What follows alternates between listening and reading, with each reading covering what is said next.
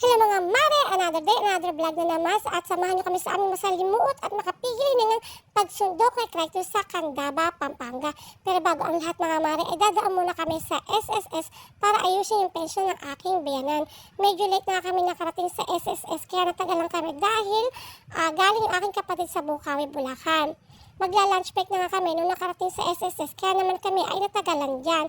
Pero after namin sa SSS ay pumunta naman kami sa SM para kumain sa Greenwich at ayun nga boss ko naglibre. Yan, yun pa yung pogi-pogi boss na naglibre.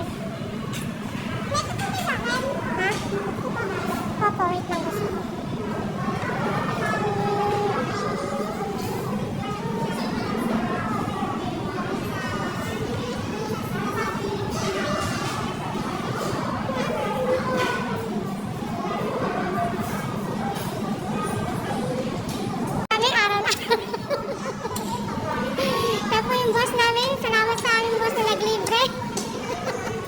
Social at mag-Greenwich pa.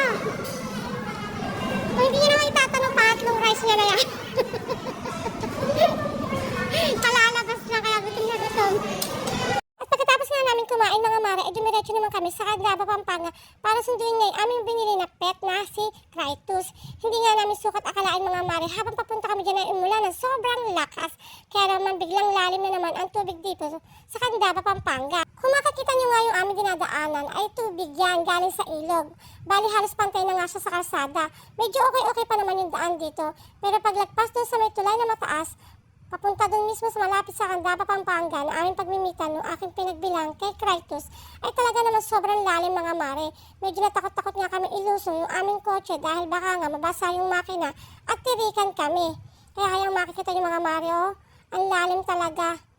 Kung titingnan nyo nga mga mare, para kami dumadaan sa gilid ng dagat sa lawak ng lupa na mayroong tubig galing sa ilog. Maya-maya mga mare, makikita nyo naman yung aming lulusungan dyan at talagang ang lalim na ng tubig. Tingnan nyo mga mare, at meron pa kayo makikita dyan na namamangka dahil nga malalim. Pero buki rin yan mga mare, hindi siya ilog ha. Diyan lang tumatapon lahat ng tubig na nanggagaling sa ilog pag malakas ang ulan.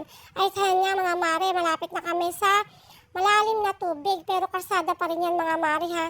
Takot-takot na yung kapatid ko ilusong. Ayan yung bangka na sinasabi ko sa inyo mga mare. Dahil sobrang lalim talaga ng tubig. At ito na nga mga mare, sinasabi ko sa inyo makapigil hininga na pagsundo namin kay Kratos dahil nga ang lalim talaga ng tubig.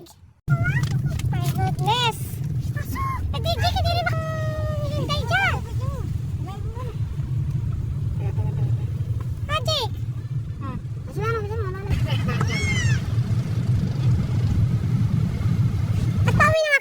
Oras na yan at nasundo ko na si Kratos dun sa may-ari. Buti na nga lang mga mare at hindi na ulit umulan kung hindi lalalim na naman ang tubig. At yun lang mga mare. Thank you for watching!